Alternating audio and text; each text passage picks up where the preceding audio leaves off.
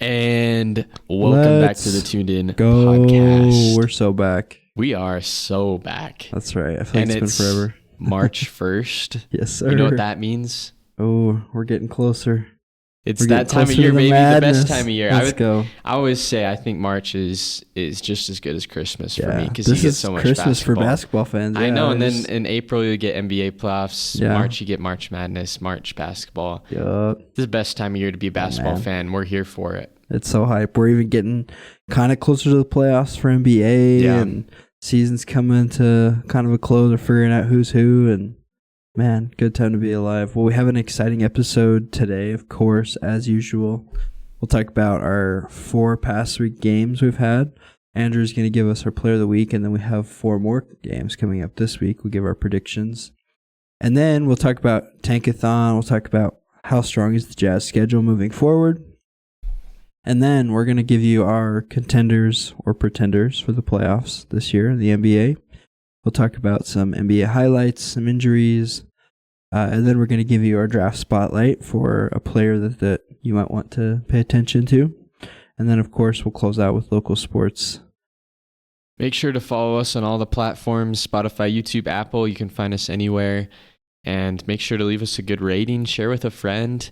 We're trying to grow the community and get everybody excited about the Jazz.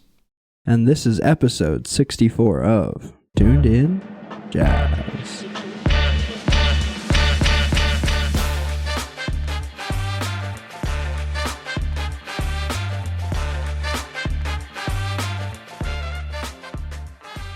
Well, the Jazz surprised us this week. Yes, they did. I know there's not a lot of weeks where we get multiple wins. Yeah. This is a big week for wins. Yeah, it made no sense the games we won either. We were like, I know, like what the heck? We're talking about like teams that are maybe contenders. I guess we'll find out later when we talk about that. Yeah. But kind of an interesting week, up and down a little. Yeah, I'll definitely say I think you can easily see by my predictions, I was very far off from last week. I thought we were gonna lose big to the Rockets in Minnesota. Those were our 2 wins.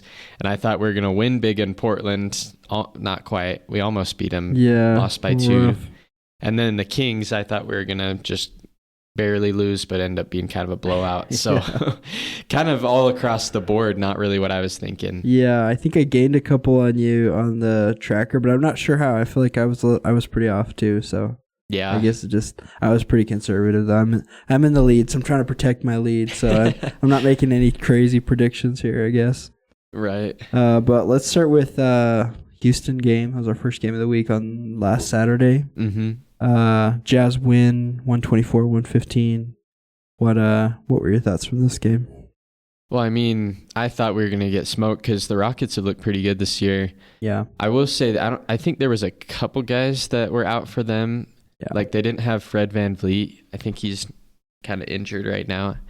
But they had most of their players. So it's pretty surprising that the Jazz pulled away on this one. Yeah. Shout out to Keontae George. He hooped. The rest of the week, he didn't shoot as efficiently as the Houston game. Yeah. But in this Houston game, you got to give him credit. He shot 58% from the field, 62% from 3, 30 points off the bench, 6 assists, 8 rebounds. This is the best Keontae game we've had all year, arguably.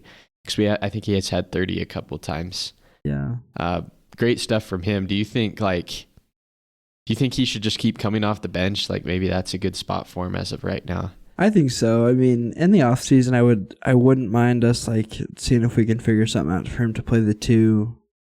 I mean, that's what we've been hearing is that's what he wants to play. He didn't play point guard in college or at any other level, so. He's 6'4", so he got the height for it, I think. Got good size. He's got enough. Athletic enough. Yeah, this game was really good for him. I kind of think I got the notification at halftime. It said he had like 20 points at halftime or something. Yeah. Like I was like, dang, is this guy about to hit 40? But he slowed down a little bit in the second half, but still just a great game. I really loved Lowry, 23 and 10. We haven't seen that consistently from him this year, but we'd love to see it when we do. Mm-hmm. Pretty good game. Yeah, and then Walker Kessler, 17 rebounds. It's just another average game for him. Yeah. If you look at this week, I don't think he played every game this week, But out of the 3 that he did, 17, 14, and 13 rebounds in those games. So still him. Awesome. And then weirdly, well, maybe not weirdly, KJ Martin started this game, and I think he started all the games this week. He might have. Yeah. At least, I think 3. I think he's looking really good on our team. He looks like he fits.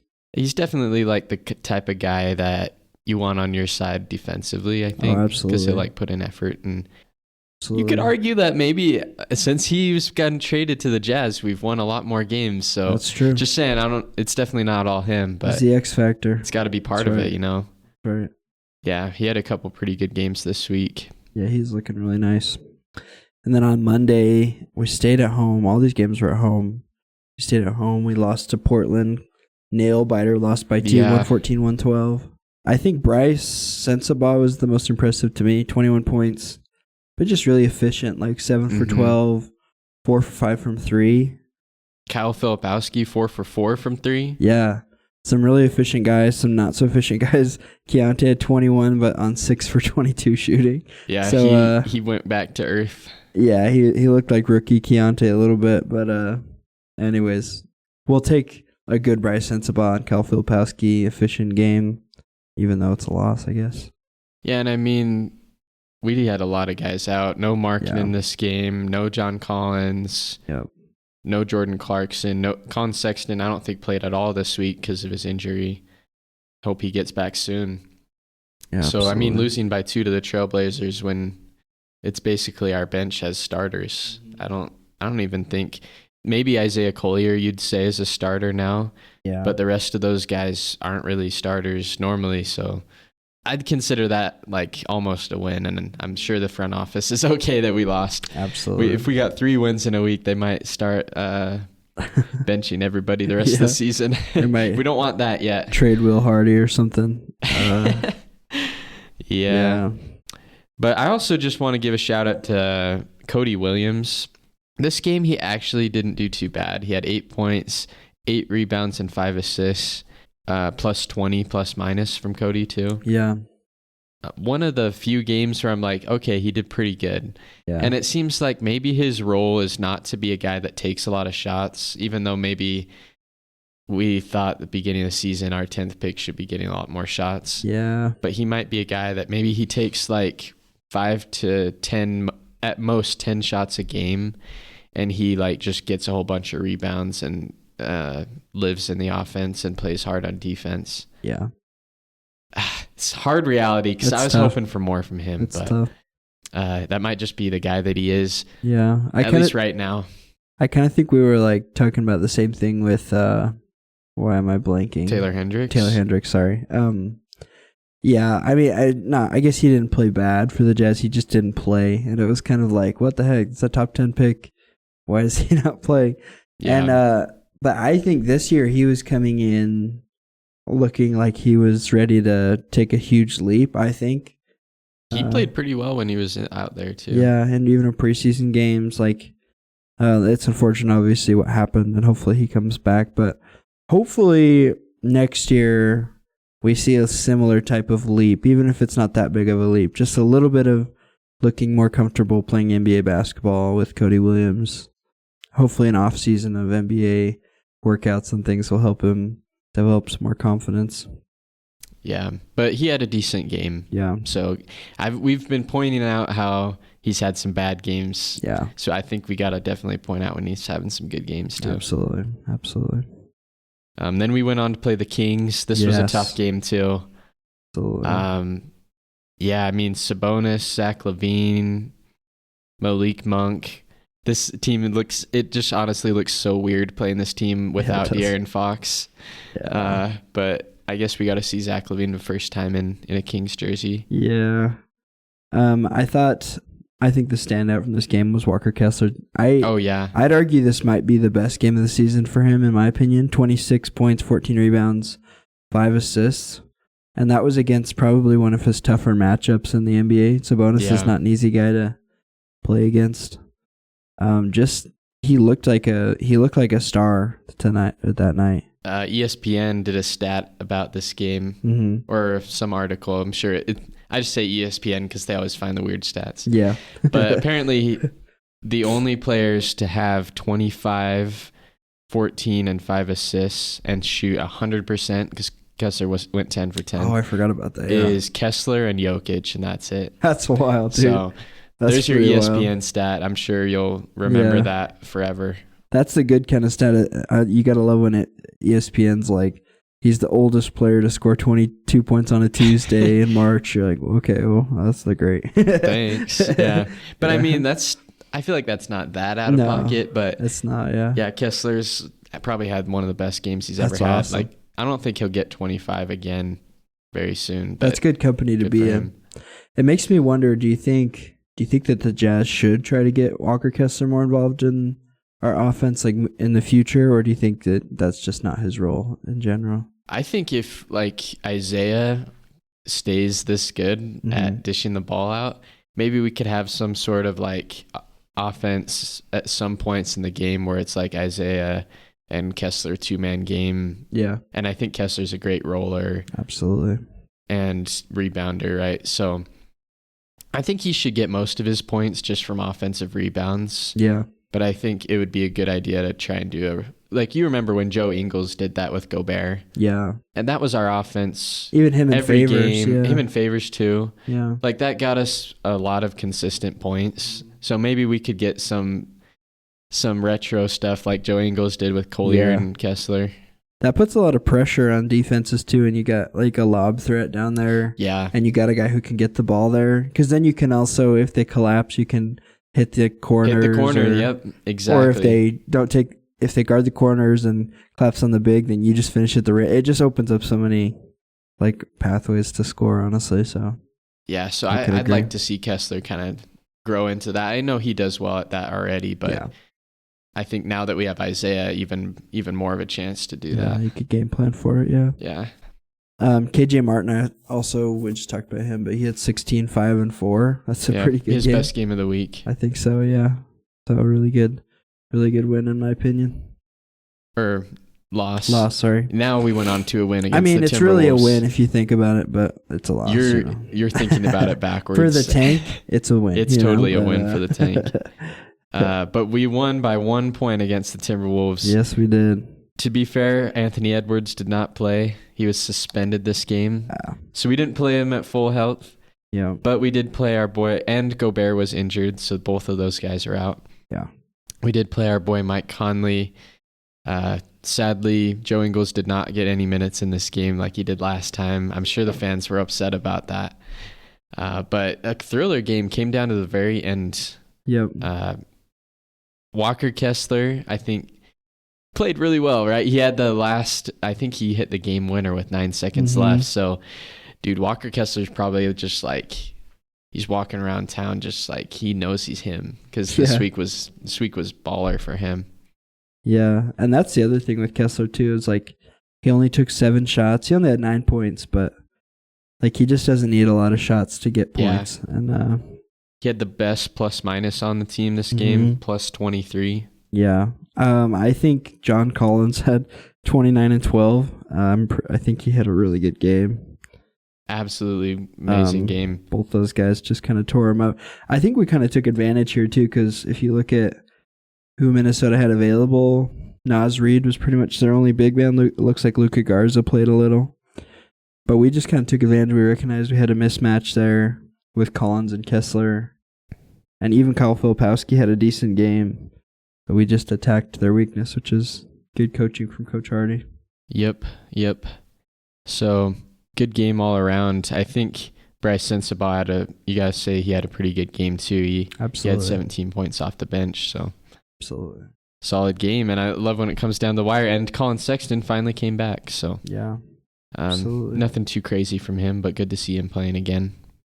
But that leads us to our player of the week. Yes, sir. And I think I couldn't really go anywhere else with this one. Easy one. So easy pick. We're gonna give it to Walker Kessler. Yeah, let's go. Just what a great week for Walker Kessler. He has that stat line where it's just him and Jokic. He gets a ton of rebounds again, like he does every game basically. Yep. He got a game winner against Minnesota. That could be on our on our top highlights when we get to the end of the year. Yep. Just all around great week from him. I think you just have to give it to him. Absolutely. And just looking back, that would give him, let's see, 1, 2, 3. This is his 4th player of the week. Okay. Is that above John Collins or is it? Tied with John Collins. Tied, okay. So they're now both tied for number 1. We'll see. And our big men are next couple of weeks. One of those guys might take the lead, or they're both. You could argue John Collins and Walker Kessler. They've been our best players this year. I'm sorry, Laurie, but it's just been not as good of a year for Laurie. Not at all. Yeah, I totally agree. Would you say that Walker Kessler has been our best player this year? I would say so. I mean, even above John? I mean, maybe not our best player, but our most important player. Like, I think most impactful player. Yeah, that's a good way to say it. Just really solid defensively, like he always has been.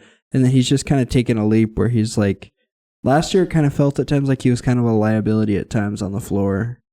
But this year it feels like whenever he's on the floor, like things work, you know? And so it's like when he's off the floor, it's harder, right? He's not there to hustle and get all the rebounds. And kudos for those two guys for learning how to work together. They play together really well this year. Yeah. Last year it seemed like it was like, dang, this just doesn't work, but it works this year, so. Even though we only have 14 wins. Yeah, don't ask me why it started working. It's just, I mean, part of it's like we're using John Collins better. But yeah, no, they just look great together. Absolutely. We have 4 games coming up this week. Some might argue this might be one of our most important weeks of the season. We'll get to tankathon in a minute, but 3 of the top 5 teams that the Jazz are currently battling with are on our schedule this coming week. So an important week, I guess. On Sunday, tomorrow, as of the day we're recording this, we play the Pelicans here at home. What do you think? What are you feeling about this game? I'm going to say this week was really hard to predict. Yeah, it was. Because we're playing some bad teams, but we also want to lose. Mm-hmm. I hope that we still see some good basketball, but it might be kind of tough because multiple of the teams we're playing are definitely also trying to tank. Yeah. Including the Pelicans tomorrow. So, but I'm going to say I think our tank is too hard. I'm going to say we lose to the Pelicans by 4. Ooh, okay. Yeah, I agree. I said lose by 6. Pelicans are 4-6 in their last 10. That's pretty solid. I've seen Zion's been coming back. Seems like a little more sporadically than he was before. So yeah, I think, I don't know. I agree with you. It's tough to predict these ones, but I think we could lose this one. Pelicans are good enough that they could catch us. Yeah, it looks like Herb Jones and DeJounte Murray are injured. Yeah. And then Zion and CJ McCollum are game time decisions. So I think the game time decision is if they want to tank or not. That's true. But if Zion plays, they definitely have a much better chance. We'll see. Lauri Markkanen and Jordan Clarkson are also game time decisions. Okay. Well, I guess they'll probably... It's just like a game of cards. Like, if you're going to play your guys, we'll play our guys. Or like, maybe that's what it's going to be. Yeah, it's funny. So, and then we come... or the Pistons come to town. Yes, sir. Who actually... I don't know if you've noticed, the Pistons are on a hot streak right now. Yeah. Just 1 year ago, we were joking about the Pistons like almost every episode. Yeah. But now we can't. They're doing really good. Good for them. They beat the Celtics, so... Yeah, we were... At one point last year, we were like, could this be the worst team ever? Because, like, I think did they break the record? I can't remember. They did, right? Yeah, I can't remember. They were getting close, though. There was a whole week where we were like, dang. They were they were one of the worst teams of all time. But now they're looking like maybe a playoff team. Cade's looking like one of the best point guards. All-star this year, so good for them. I say Jazz lose by 12. They're rolling. Ooh, that's a big margin. We can lose this game, and I don't know. They just have a lot of talent, so I'll say lose by 12. Malik Beasley's return to the Delta Center. I'm gonna say Pistons win by 5. Ooh, okay. So Jazz lose. Jazz lose. Fair. Good prediction. And then we finally hit the road. I think it's like 8 home games in a row or something up to this game on Wednesday against Washington. Wizards are currently, I believe, in our tankathon. They're first. So they're the top dog in the tank right now. This is the start of a 5-game road trip. Okay, nice. Yeah. What are you feeling Washington, you think? Too tough of a defeat? I think we can beat Washington. Yeah. Because, man, they're bad. Yeah, so I'm going to say Jazz win by 7. Ooh, okay. This one's just a gut one for me. They're bad. They really are. I'm going to say Jazz lose by 4. I don't know. Something in my gut's just telling me that. Their fans need a win at some point. Do. I don't know. I could see Chris Middleton just having a randomly good game. That's like Chris Middleton's game. I feel like he just randomly... I feel like Chris Middleton either looks like prime Kobe Bryant or he's like more of a current Cody Williams. Like there's really not a lot of in between there. So that's pretty bad. Yeah. ESPN has a 63% chance of us winning for the Jazz. Oh, yeah. Interesting. Okay, fair. And then Friday, we close out our week at least against the Raptors in Toronto. What are you feeling against the Raptors? I think they're 5th right now in tankathon. Yeah, we need to lose this game. Yeah, we do. I think the Jazz are going to try to, so I say Raptors win by 6. Yeah, I actually predicted this to be the Jazz 1 win of the week. I don't know. I was just kind of go with my gut on that one. Usually 1 win, yeah. Yeah, I could easily see it being a loss, though, but I don't know. They're still trying to... They just made a big trade. The Brandon Ingram trade was pretty big. Team's still trying to figure each other out. I think Toronto right now is still 2-8 in their last 10. I mean, we're 3-7, not much better, but I'll give the Jazz the win. We'll see if we can pull that one off. Definitely. And in terms of like the tankathon, yeah, we're still right in there. Yeah, it's honestly been kind of up and down. Like some of the, like New Orleans has kind of won a couple games recently. Yeah, and then I think Washington won a game, but they're still clearly at the bottom.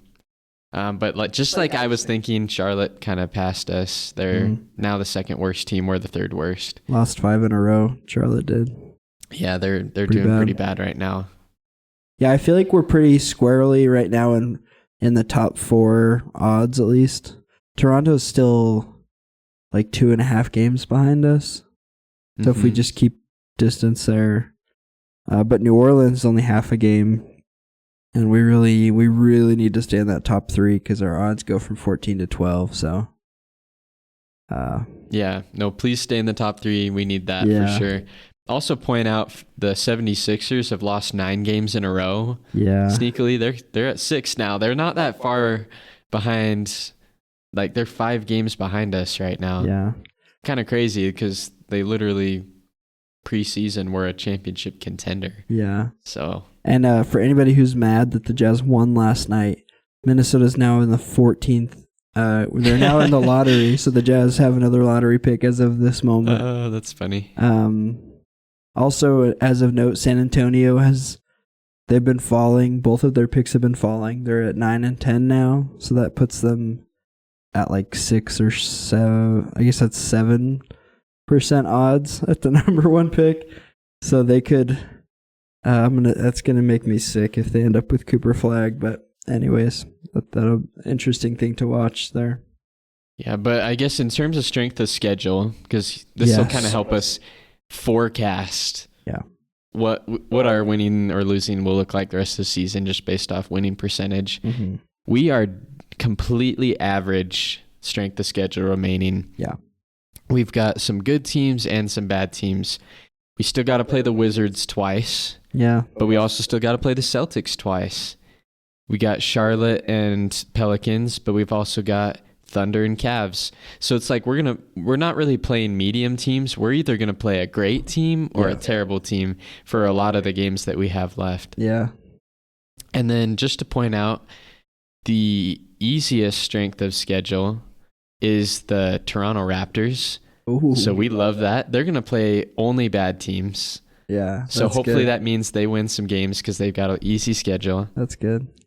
And then Washington also has the 3rd easiest schedule in the league. Ooh.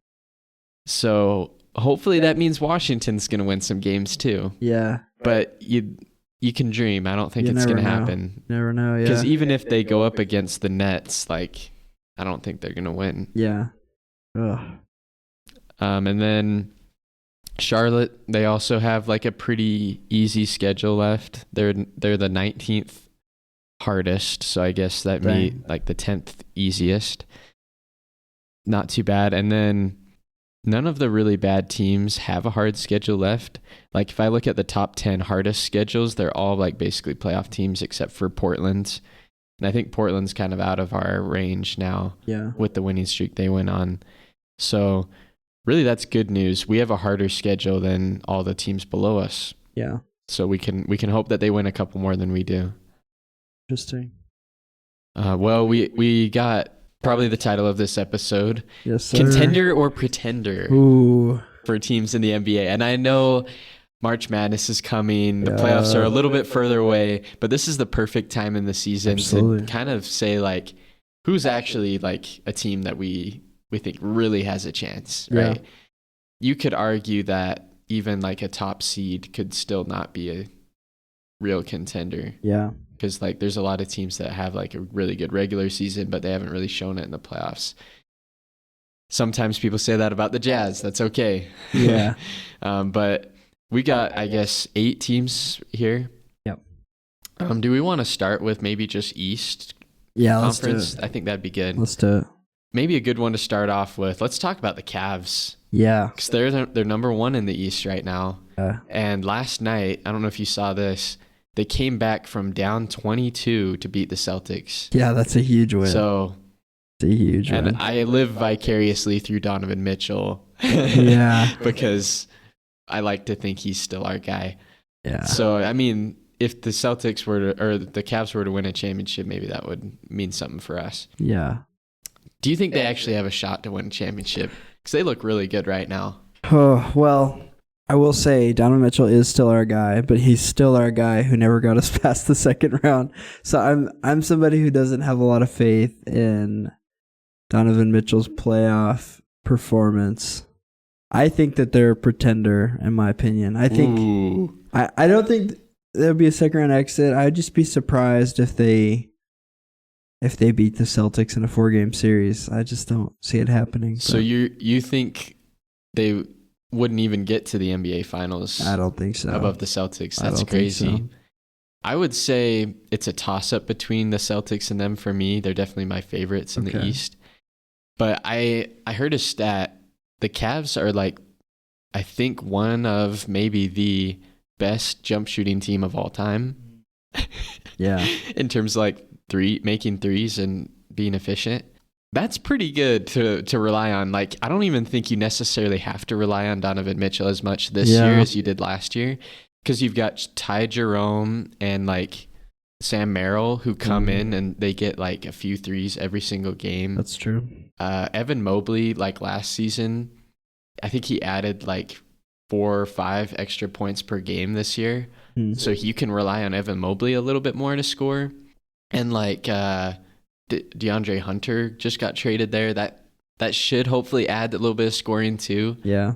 I think they fleeced the Hawks in that trade. Yeah. To be honest, Karis LeVert for DeAndre Hunter. I'll take DeAndre Hunter in a heartbeat. Yeah. So I'm gonna say I think they are a contender just because the shooting is elite. Yeah. And I think they could rely on that and have a good shot. Yeah. I think just a counterpoint to that, the year that the Jazz finished first in the West, we were historically a good 3-point shooting team. But I also think there was some issues with fit with defense, and I think Donovan Mitchell's gotten a little better defensively, maybe a little bit. I think it's still a question, but he's got a lot better defenders around him to cover him up. So DeAndre Hunter's a pretty good defender. Yeah. Evan Mobley is like in the decoy running. Yeah.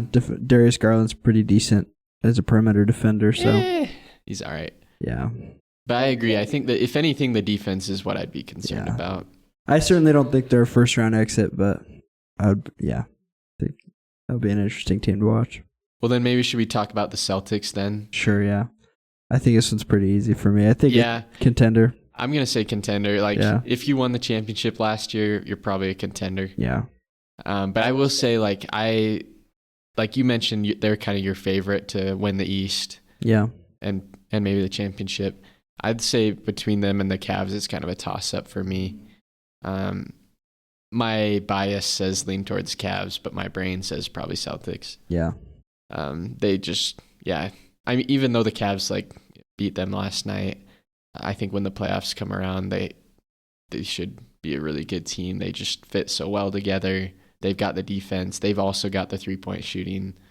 So they're tough for anybody. Yeah, I agree. I think my only reserve for them, I just think in 2025 it's tough to win back-to-back finals. Like the NBA is just not like that anymore. That's true. So, and they haven't looked as good this year. That's true. They have taken a little step back. I think the whole Team USA thing seems to have affected Tatum a little bit. I just don't see him like, well, and Brown, because he got snubbed off the roster completely. So I don't know. I mean, I still think that they could get there and could win it, but that's my only reserve. It's just that it's back to back. So I would be concerned if I were a Celtics fan.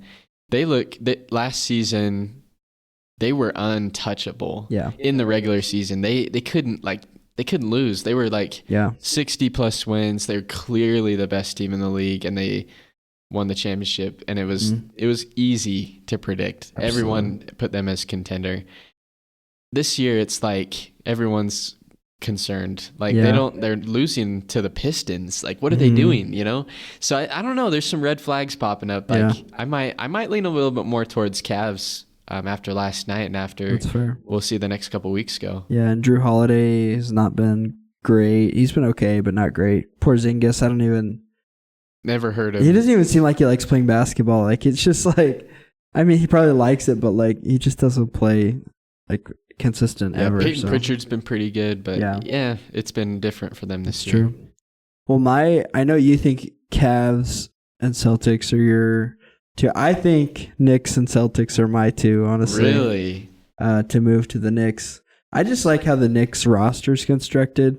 I think Jalen Brunson's a dog, and he's just got Towns has taken a huge leap. Absolutely, and we saw Towns made a difference in the playoffs last year for Minnesota. I also think they have some guys like OG Anunoby, Mikal Bridges make a huge difference as a supporting cast. So I think that they're a contender. Okay. I'll say. I think they get past the Celtics. I think Celtics are still my favorite. But if they get past the Celtics, I could see them winning it all. It's fair. I'm going the other way. I have their ceiling as a Eastern Conference Finals appearance. Ooh, okay. And that's, I think, as far as they can go. That's fair. I totally agree with all the points you made. They're a juggernaut team. The only concern that I have is their depth. Like their starting lineup, probably better than any other starting lineup. You've got two Eastern Conference starters, all-star starters. You've got OG and Mikal Bridges, who are amazing. Just like Josh Hart has actually been really good this year. So that starting lineup is untouchable. Josh Hart, but then, like, what is the bench? Yeah, that's a good I know point. you've got Miles McBride. I know you've got, like, some other guys, but, like, they're not even coming to mind. Like, if some of those guys get hurt like they did last year, it's going to be tough for them to, like, play all the way through the playoffs. That's a good point. Tom Thibodeau's, like, notoriously not great at, like, managing injuries. So he'll just play his guys until their legs fall off. Like, he's just that guy. So I think that's a very fair criticism for him. I could see that being a problem for him. And then I guess our last East team that we're talking about, the Bucks. Ooh, the Bucks. I think they're a pretender. As much as I love Giannis, I just don't think. I think that this is the last year of the whole Dame Giannis experiment. I don't know. I think Dame will probably go somewhere, but I just don't think it's working. What about Kyle Kuzma? Do you think he could elevate it? Maybe. He's been decent. Yeah. He doesn't seem like a great fit with Giannis. Like, I don't know. It seems a little clunky, but it could. I don't know. Even if that fit works out and strengthens their team, I don't think it's going to work that quickly. There's only 20 games left. What's their peak this year then with this team? I'd say second round, honestly. Second round exit? I'd say maybe Eastern Conference fight. You're going to have to beat one of those other three teams we just talked about to get to the Yeah, because it's hard to pick. It's really hard to pick them over the other three teams. Yeah. I'm kind of with you. I think they could. I think their peak could be Eastern Conference Finals. Like if Giannis basically carries them to one, he would have to carry them. He's done it before. But yeah, I also think they're a pretender, even though I'm a partial Bucks fan. Yeah. They just don't feel like they have enough firepower to compete with these other teams. Yeah. They don't have shooters like the Celtics or Thunder, Celtics and Cavs.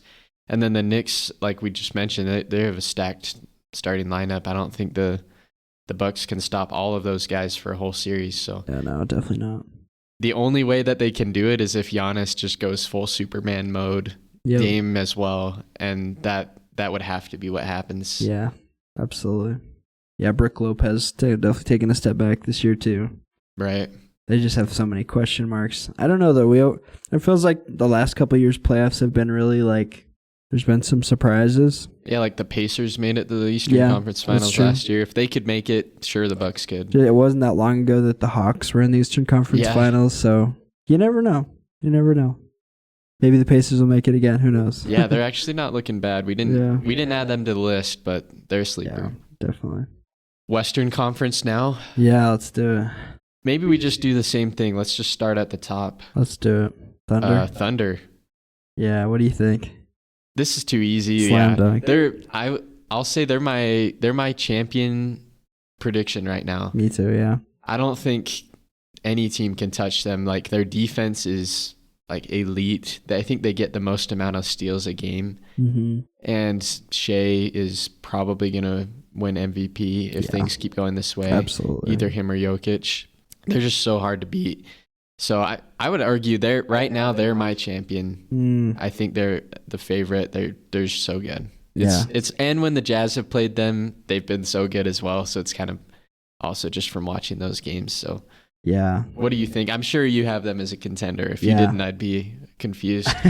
Yeah, I think they're my favorite too, honestly, to win it all. Their team, I don't think I've ever seen a team as deep as theirs. And Chet's coming back slowly from that like a pelvic injury, I think. He's playing. Yeah, he's and he's doing all right. Kind of slowly coming back to it. Yeah. Early in the season, he looked like you're like, dang, this guy might be an all-star. He's kind of slowly getting back from that injury, but they got defenders all over the floor. They got like Lou Dort and even Alex Caruso. Yeah, Jalen Williams is looking he's an all-star. Hartenstein's playing his role really well as he did last year for the Knicks. And Aaron Wiggins has been like really good out of nowhere. And then you got Cason Wallace. That's a good defender.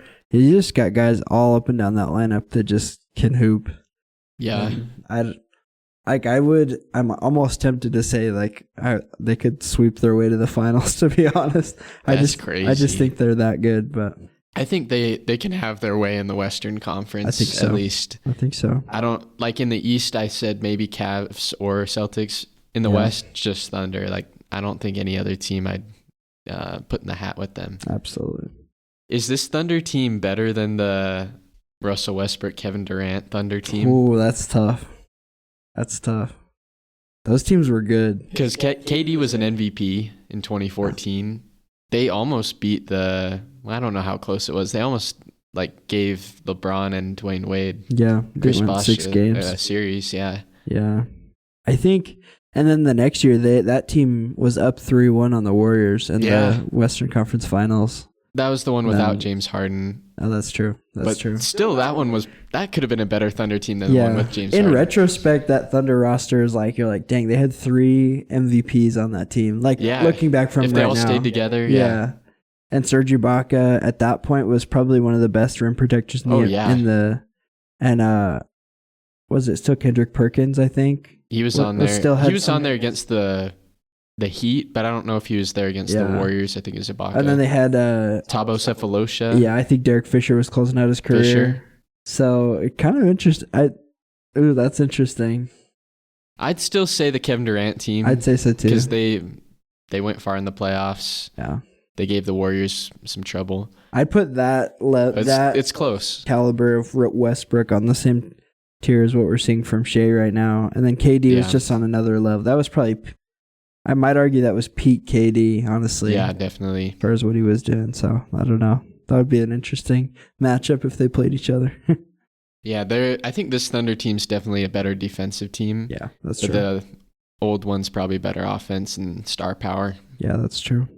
Well, is it Grizzlies or second this, I believe, right? It keeps flipping, but it does. It might be Grizzlies. Yeah, Should we do them? Let's talk about the Grizzlies. You think Ja's going to stay unsuspended for the playoffs? Just kidding. I'm going to say pretender on this one. Yeah, that's fair. I actually think the Grizzlies could be a second round exit. I think so too. Just because they look really good this season, but it doesn't really feel like they're dominant. If that makes sense. Like, you look at their record and most people see it and they're like, what? Yeah. Like, how come the Grizzlies are that good? So yeah, I'm thinking the Grizzlies are second round exit, so pretender. Yeah, I'm right with you. I keep like the other day, literally like 2 weeks ago, somebody mentioned that they were second in the West, and I was like, I thought really? I thought it was like an NBA Centel or something. I was like, what the heck? There's no way. Yeah, I think even though Ja hasn't been suspended, he has been really in and out of the lineup. Jaren Jackson Jr. has been playing really well this year, but I honestly wouldn't be too scared to face them in the playoffs. I think it's kind of a favorable, especially when you look at who is. The West is just so deep right now. I could even see like one of these play-in teams who we have right now, like Warriors right now are a play-in team. Yeah. Mavs, Wolves. I could see either of those three teams, if they're all healthy, taking Memphis to 7 games in the first round. So it'd be interesting. I'm going to say pretender as well. And then actually, as of last night, the Nuggets are in second place. Oh, they move around because they just beat the Bucks. Oh yeah, so just barely moved last night. Yeah. So let's talk about the Nuggets. Let's do it. They kind of looked bad at the start of the season. Yeah, they did. Like Jamal Murray wasn't really looking like himself, but man, they've turned it around. They look actually very good now. Yeah. Their offense is like one of the best in the league, as it usually is with Jokic in there. Yeah. I've got them as a contender. Yeah. Like, it's hard not to say that. Like, if you've got the MVP on your roster, somehow Russell Westbrook has actually been fitting really well, which I'm shocked. Yeah. We'll see if that stays true in the playoffs, because I know spacing is important. But I think for them, they're more like, I think they could give the Thunder some trouble and maybe make a finals appearance. I can see it. But I don't know if they'd win the championship. So... well, I don't know. I'd say they're a contender. They're still really good. You got to give respect to Jokic. Yeah, absolutely. That's what I think too. I think they're a contender. I think we forget how good Jokic is. This year he's averaging 29, 12, and 10 on 57% from the field. Like, if there was no such thing as voter fatigue, there would be no debate about MVP. Like, yeah. Shea's having a great season, but it's not close. Like, this is getting ridiculous. This guy is so good at what he does. Yeah, I mean, if you switch them places, I'm sure the Thunder with Jokic would still be this good. Oh, absolutely. Maybe better, honestly. Yeah, so I think when you have this level of Jokic on your team, it's hard for me not to call you a contender, honestly. Yeah. He could probably take the Wizards this year to the Eastern Conference Finals or something. I don't know. And they're a tough matchup for the Thunder, really. Yeah, they are. I think the Thunder have a much better chance now they have Hartenstein. Mm-hmm. Yeah. But man, who's gonna stop Jokic? Yeah, not Chet. Nobody. Yeah, not Chet. Yeah. Well, that moves us to the Rockets, I believe. Yeah. Who've also had a really sneaky good season. A lot of young guys there that are figuring it out. They lost to the Jazz, though. Yeah, they did. I'm going to say they're a pretender. I think, as of right now, I think they're a little bit of a flash in the pan. Like, we've seen this, like we saw, what was it, the Kings, was that last year or the year before? Even like Minnesota last year or Memphis a couple years ago, where you're just like, oh, this young team's getting really good. But like, they're probably not there yet. I think they should be excited about their future, but I think this year, pretender, unfortunately. Yeah, I'm right there with you. I've also got pretender. As of right now, they would play the Lakers in the first round. Yeah. Even the first round, like, I don't know if I'd pick Luka and LeBron. Like, that'd be tough. I don't know. That'd be tough for the Rockets. So it might even be a first-round exit, low-key, even though they had such a good start to the season. They look great. They're going to have some tough matchups. They play the Lakers in the first round, and then they play the winner of Thunder and whoever they play in the second round. So it's probably a second-round exit at most for me. Yeah. Well, let us know if you think we left anybody off. Obviously, there's some big team names we didn't talk about that we're kind of tired of talking about, so we left them off. But we know there's more that could be contenders, so let us know what you think about our picks. Just some NBA news. We forgot to talk about this before, but I don't know if you saw Greg Popovich won't be back this year. Yeah, I feel like we kind of knew. Do you think he'll be back ever? That's what my kind of question is. Like, no. It makes me kind of sad to think about, but I'm like, if his stroke is that bad, strokes are pretty serious things. Like, they'll develop your entire brain, affect your entire brain. So it'd be interesting to see if he even comes back ever, honestly. Yeah, honestly, if he did, like, coach his last game this year, that's fine with me. I think so. There's nothing else he has left to prove. Yeah. And I think, I don't know if he'd be able to coach this Spurs team till they become like a contender with Wemby. Yeah, absolutely. Because it's probably going to take a couple years. So absolutely. Yeah. As sad as it is, it's probably okay if this is the last year. Yeah. I honestly think they're in a good spot to. I think having Chris Paul there is really an underrated thing here. Chris Paul's like, at this point in his career, is kind of like a coach on the floor. Like, yeah, I've seen so many videos of him hyping up the team and giving him pep talks. I think he's a pretty intense guy. Yeah, he's going to tell you what you did wrong, like right away. And so they have a young coach, so you know, I'm sure he's a good coach, but also you got Chris Paul in there. I think you'll be okay, at least for a little while, I think. And I think also Harrison Barnes is good at that too. He's a veteran. Yeah, absolutely. But totally I hope he gets back, but whatever's best for his health, right? Yeah. And then Embiid's also out the rest of the season. Did see that. That's not I really knew surprising. This was coming. Yeah. I think he, like in a press conference, was like he just didn't feel like himself, and that's where I was like, yep, he's going to be done. Yeah. And that's why the Sixers are losing 9 in a row. Yeah. That's probably the last time the Sixers ever let him play during the summer in the Olympics. Maybe. Just kidding, maybe. Yeah, not really surprising. If I was a Sixers fan, I'd probably take a sigh of relief. Like, this is exhausting. Wait, is he going to play tonight? Is he not going to play? Just lean into Tyrese Maxey, let him hoop out. Yeah, we Sixers fans, if you want to talk to us about the tank, we'll mourn with you. Yeah. I mean, the Sixers have had enough tanking. Yeah, they have for their franchise, but and here they are again. I believe I saw something. Jared McCain was supposed to be back for the last month of the season. I don't know. I haven't heard anything about it. Paul George is also trying to come back.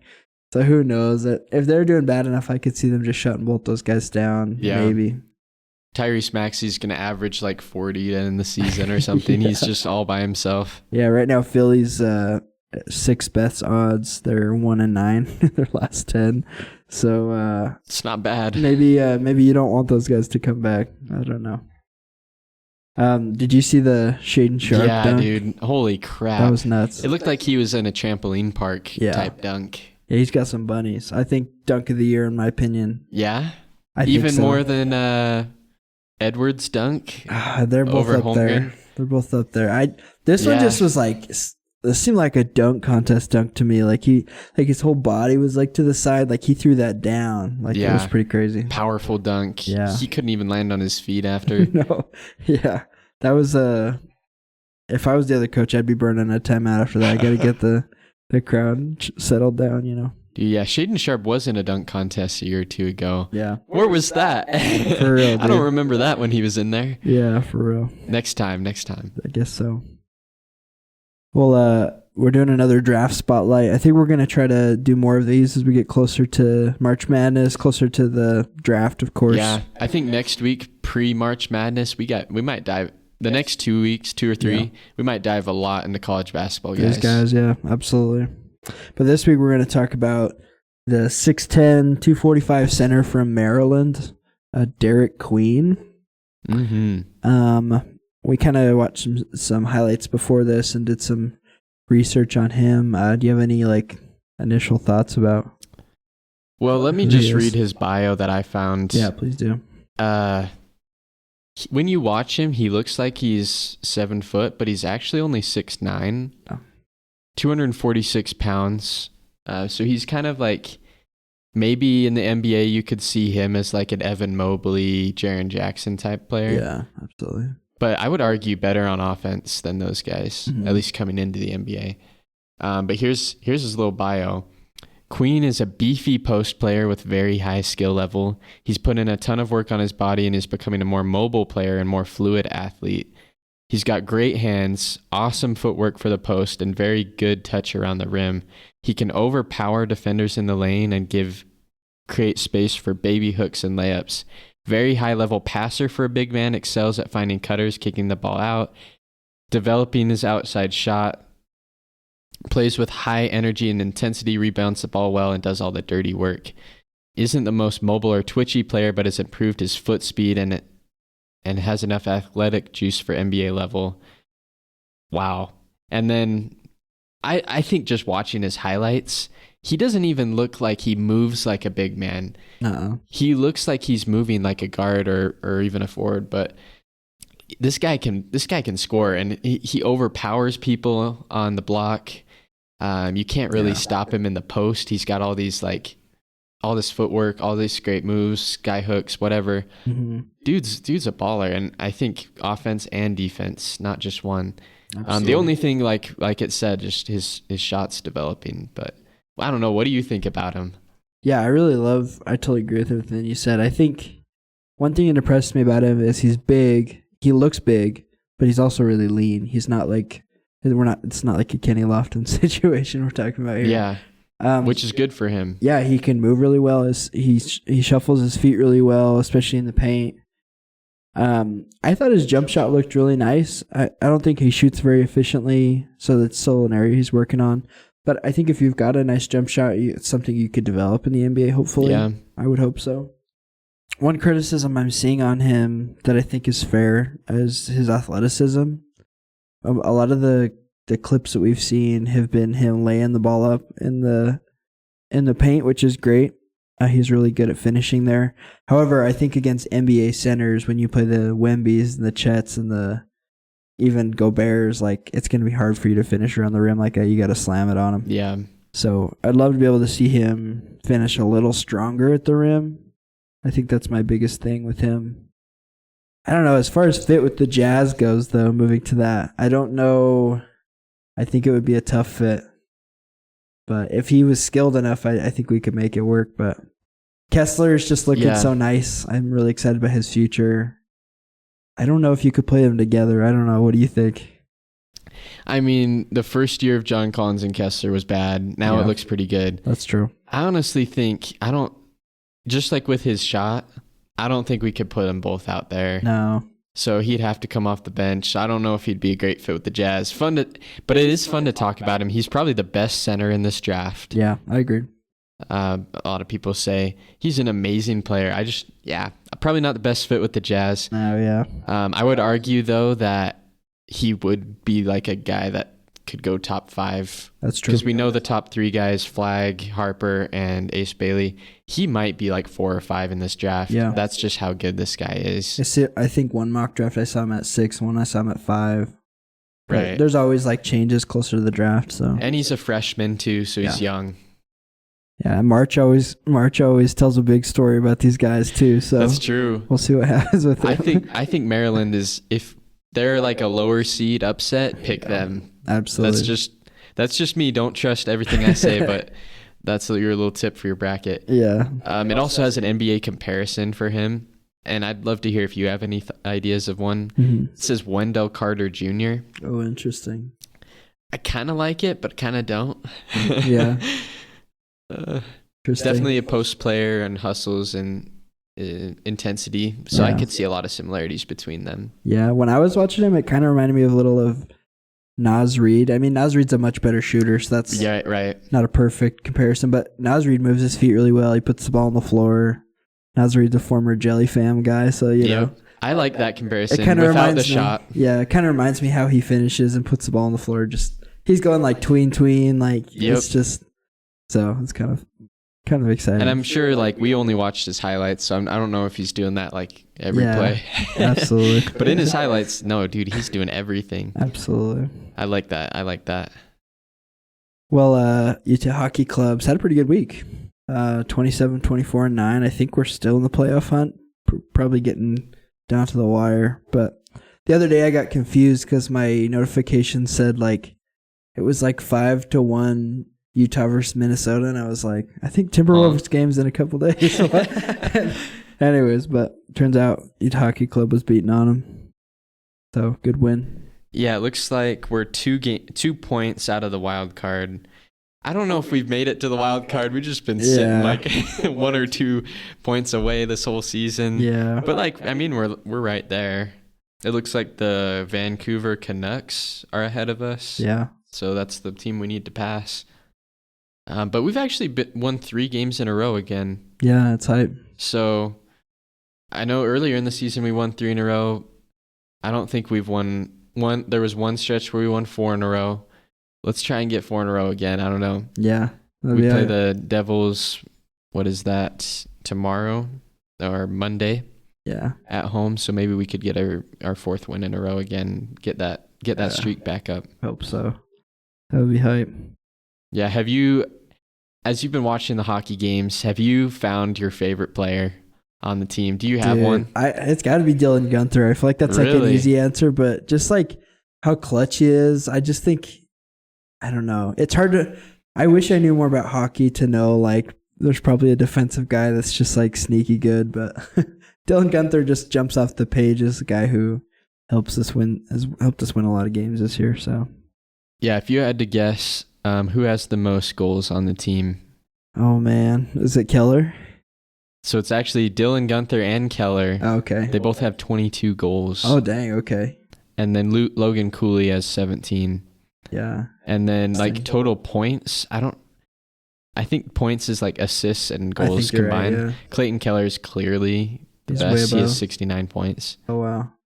Holy cow, that's big jump from 22. So he has 47 assists, which is clearly the highest on the team. That's a John Stockton out here. That's crazy. I know, dude. He should have been on that Olympic team. I know, shoot.